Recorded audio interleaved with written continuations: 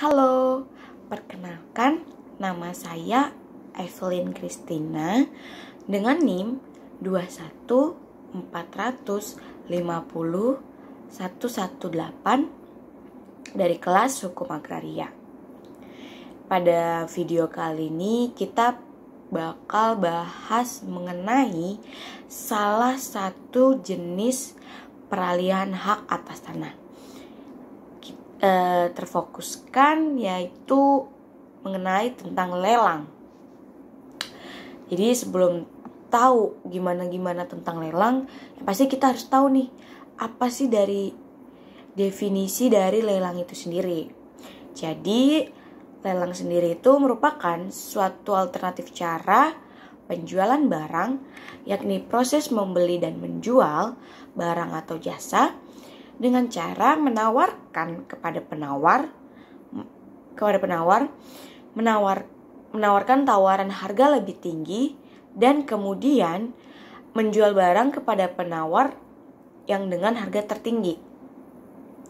Tujuan dari lelang sendiri itu untuk menjual barang atau jasa dengan cepat.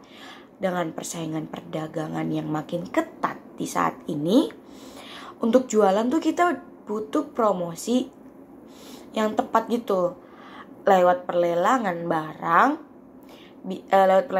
barang tuh bisa dipromosikan ke banyak orang dengan lebih mudah karena sistem tawar menawar, barang bisa terjual lebih cepat.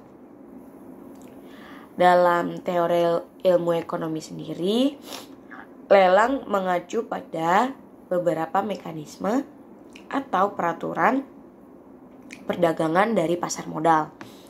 Pihak pelaksana lelang ialah Kantor Pelayanan Kekayaan Negara dan Lelang atau yang disingkat KPKNL atau Balai Lelang Swasta. Di mana sejak pada tahun 1999 pihak swasta itu udah boleh mendirikan balai lelang. Lelang berguna untuk menentukan harga yang wajar bagi suatu barang yang merupakan bagian dari suatu sistem hukum perdata nasional dan mempunyai berbagai sifat yang baik dan memiliki keunggulan dibandingkan dengan cara penjualan lainnya. Yaitu keunggulannya yang pertama tuh ada keterbukaan. Lalu yang kedua ada bebas. Yang ketiga dapat dipertanggungjawabkan. Yang keempat ada memberikan kepastian hukum. Yang kelima ada cepat dan efisien. Dalam pelaksanaan lelang terdapat beberapa pihak yang terlibat nih, yaitu ada pembeli, ada penjual, ada pejabat lelang, dan pengawas. Ketika dilaksanakannya lelang, jalannya acara lelang menjadi tanggung jawab juru lelang atau yang selanjutnya disebut dengan pejabat lelang. Sebelum lanjut lagi kita harus tahu dong apa sih maksudnya pejabat lelang. Nah, maksud dari pejabat lelang itu adalah orang yang berdasarkan peraturan perundang-undangan diberi wewenang khusus untuk melaksanakan penjualan barang secara lelang. Selanjutnya terdapat beberapa variasi dari bentuk dasar atau fundamental lelang sendiri, termasuk di dalamnya itu ada batas waktu, minimum atau maksimum batas harga penawaran dengan sistem yang naik-naik dan sesuai peraturan khusus untuk menentukan penawar yang menang dan harga. Para peserta lelang mungkin tidak mengetahui nih identitas atau tindakan dari peserta lain. Tergantung pada lelang itu sendiri.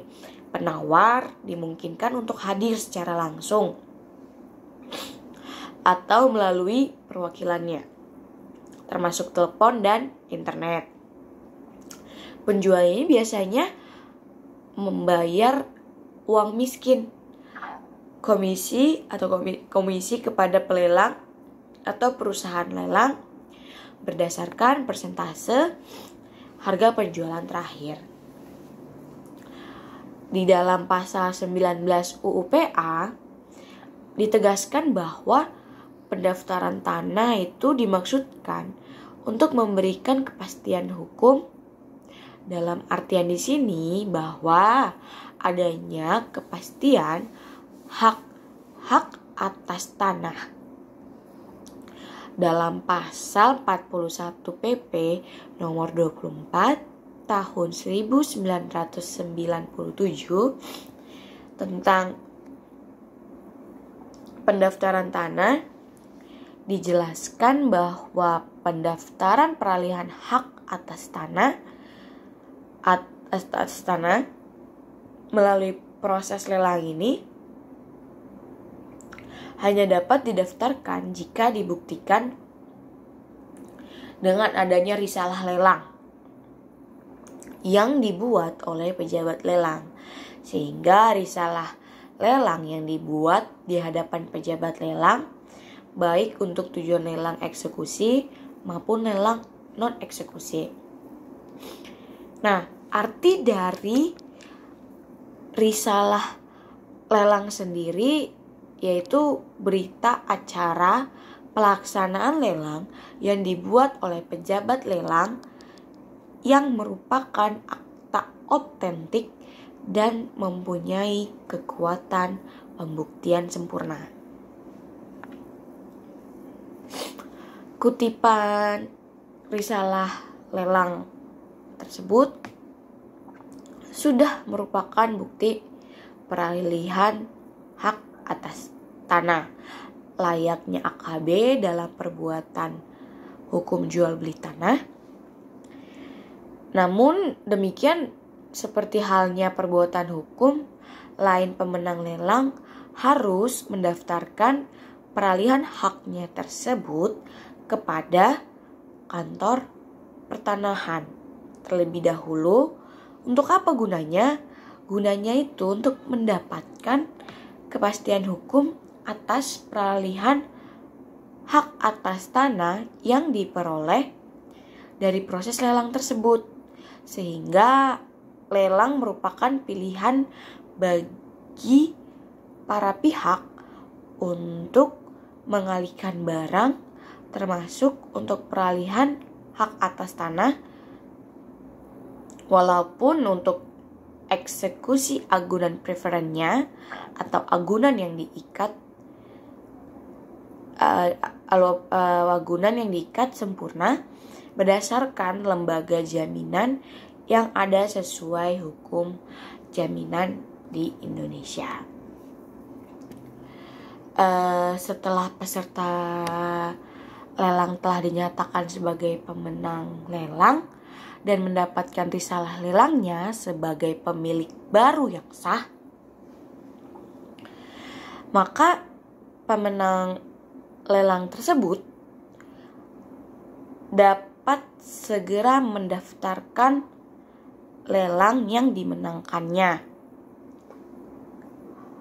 Untuk mendapatkan kepastian hukum atas tanah tersebut, proses lelang menggunakan ada lelang eksekusi, maka menurut pasal 41 ayat 4 huruf A angka 1 PP pendaftaran tanah menegaskan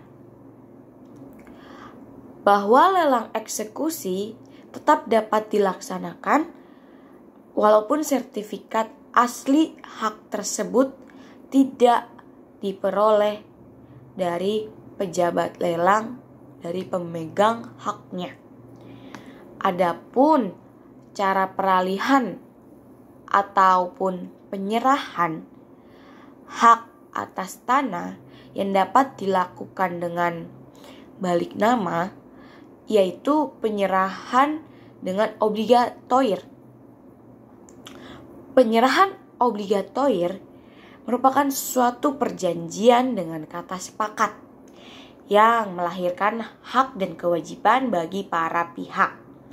Maka hak atas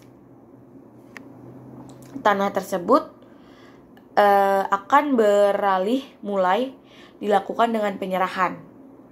Hal ini membawa konsekuensi bahwa setiap perubahan bertujuan untuk mengalihkan hak atas tanah bila ternyata dilakukan dengan balik nama, maka hak tersebut belum mengalami peralihan. Dalam pelaksanaan lelang, tentu nih ada beberapa jenis-jenis dari lelang. Yang pertama itu ada namanya lelang online.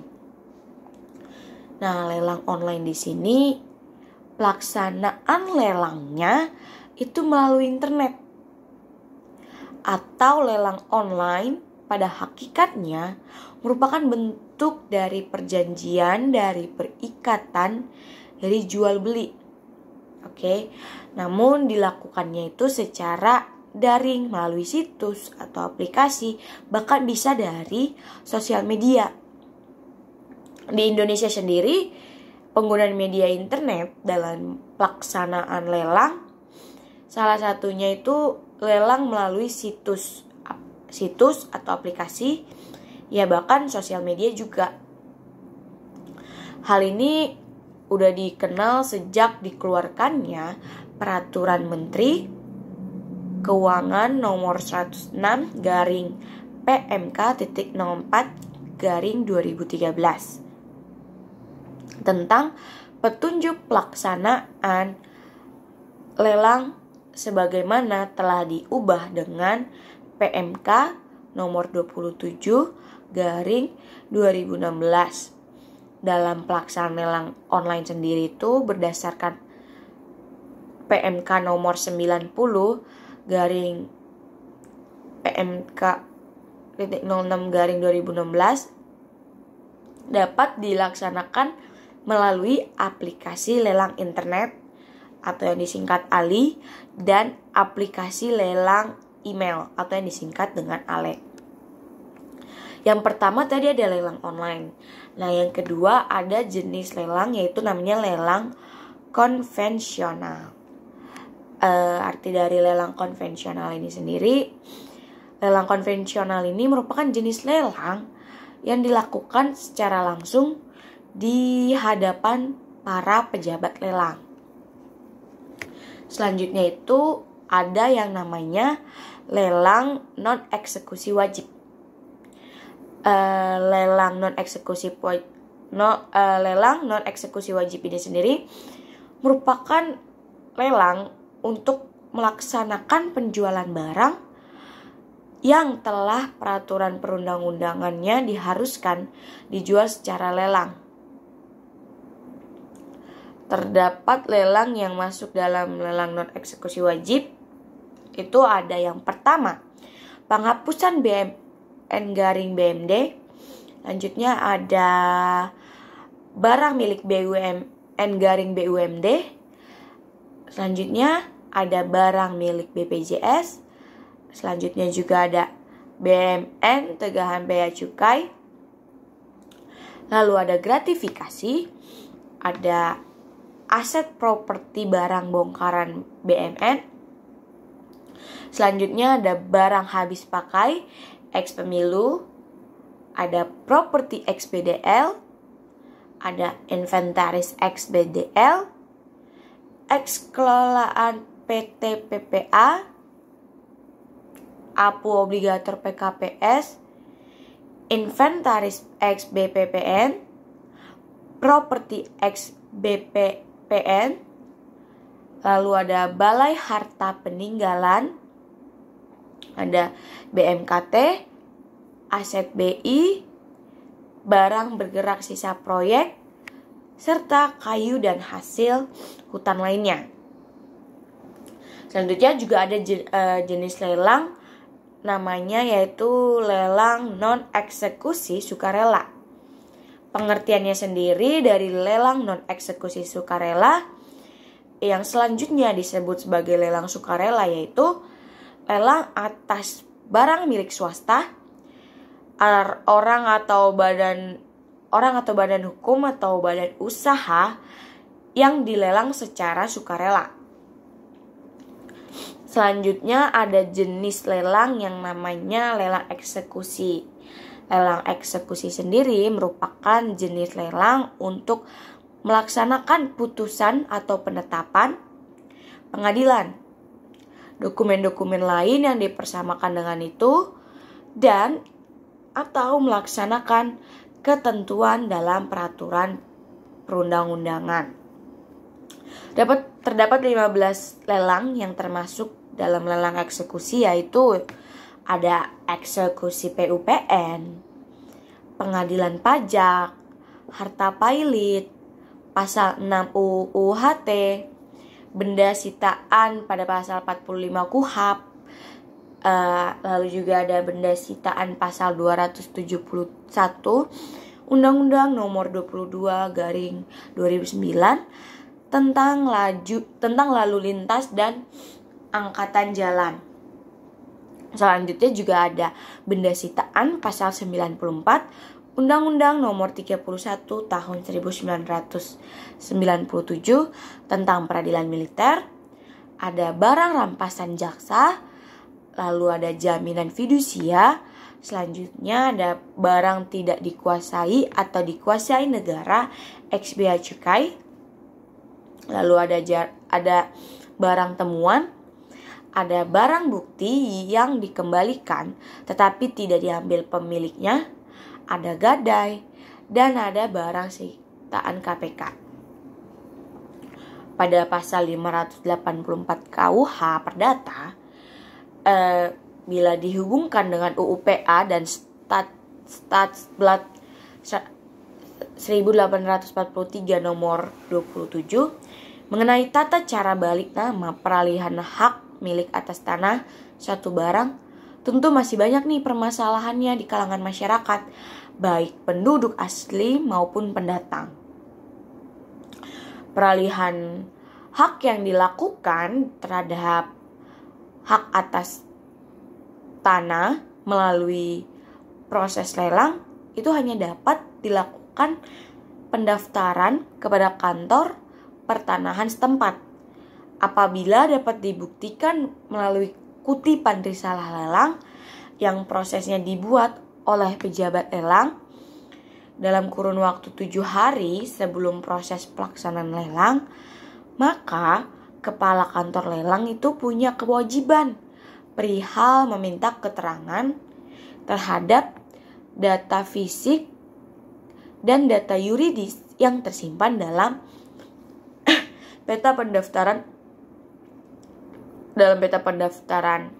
daftar tanah, surat ukur, dan buku tanah dari kantor pertanahan. Kantor pertanahan kemudian menyampaikan keterangan tersebut kepada kepala kantor lelang dalam waktu 5 hari pasca permintaan tersebut diterima. Keterangan tersebut diperlukan untuk menghindari terjadinya pelelangan umum yang tidak jelas objek tanahnya, sehingga pejabat lelang itu punya keyakinan lebih untuk melelang tanah tersebut. Permohonan pendaftaran peralihan dilakukan dengan beberapa dokumen persyaratan, yakni yang pertama ada kutipan risalah lelang. Selanjutnya ada sertifikat hak milik atas tanah dan bangunan maupun SHMSRS jika hak atas tanah yang akan dilelang sudah terdaftar. Selanjutnya ada surat keterangan dari kepala kantor lelang tentang alasan tidak diberikannya. Yang keempat itu juga ada sertifikat. Jika sertifikat hak atas tanah tersebut tidak diserahkan kepada pembeli lelang. Jika tanah tersebut belum terdaftar, maka harus melampirkan yang namanya surat bukti hak, seperti bukti-bukti tertulis mengenai hak atas tanah, keterangan saksi, dan atau pernyataan yang bersangkutan mengenai kepemilikan tanah yang akan dinilai oleh panitia judikasi atau kepala kantor pertanahan, atau surat keterangan kepala desa atau kelurahan mengenai penguasaan tanah. Lalu juga ada surat keterangan yang menyatakan bahwa tanah tersebut belum bersertifikat dari kantor pertanahan. Lalu juga ada bukti identitas pembeli lelang, ada bukti pelunasan harga pembelian, dan bukti pelunasan BPHTB. Nah, ngomong-ngomong tentang risalah lelang, berikut ada contoh gambaran dari risalah lelang. Nah, risalah lelang itu memiliki ciri khas nih. Salah satu ciri khasnya atau kekhususannya yakni dibuat oleh pejabat lelang yang diangkat oleh Menteri Keuangan untuk membuat risalah lelang pada akhir proses lelang sebagaimana yang telah diatur dalam Peraturan Menteri Keuangan nomor 218 PMK Peraturan Menteri Keuangan nomor 218 PMK.06 2020 tentang petunjuk pelaksanaan lelang. Keberadaan risalah lelang ini sendiri sangat penting dalam proses lelang, baik benda bergerak maupun benda tidak bergerak. Risalah lelang merupakan berita acara pelaksanaan lelang yang dibuat oleh pejabat lelang yang merupakan akta autentik dan mempunyai kekuatan pembuktian sempurna. Nah, jadi sampai di sini aja nih pembahasan kita mengenai salah satu jenis peralihan hak atas tanah, yaitu mengenai lelang. Terima kasih.